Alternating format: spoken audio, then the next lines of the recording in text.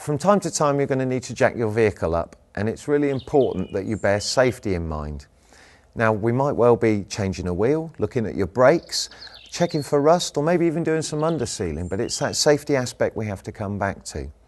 Now, the first thing to do is to chock up your rear wheels, put your handbrake on and put it into first gear.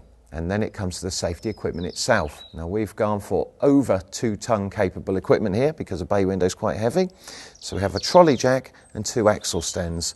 Important to have a good sturdy trolley jack and axle stands that you can actually lock into position safely. And of course, finally, you need to be on good solid flat land.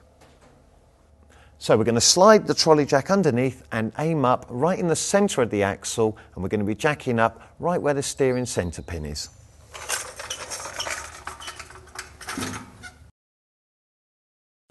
Have your axle stands nearby and at approximately the right height, and be careful when you're underneath. Try not to get underneath the car too much, just in case you have a problem. Okay, and it's just a case of sliding your axle stands under. Now, it is important that you position these so that they won't crush the steering damper. Otherwise, you'll find your steering locks into position. No fun at all.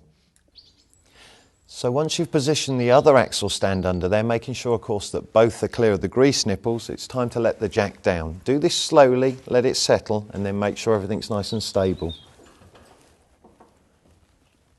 Just drop it down. Take your trolley jack out and give it a little rock. It shouldn't move at all. So in summary then, we securely chock the vehicle, and then we use the trolley jack to jack the vehicle up and put the axle stands underneath. The most important thing to remember is until that vehicle is on those axle stands and safe and solid, don't spend any time underneath it. Okay, so you need to take your vehicle back off the axle stands. Well, it's quite simple. You need to jack it up a little bit so that it comes clear of the axle stands, and take the axle stands out and let the vehicle come all the way down gently when you release the jack.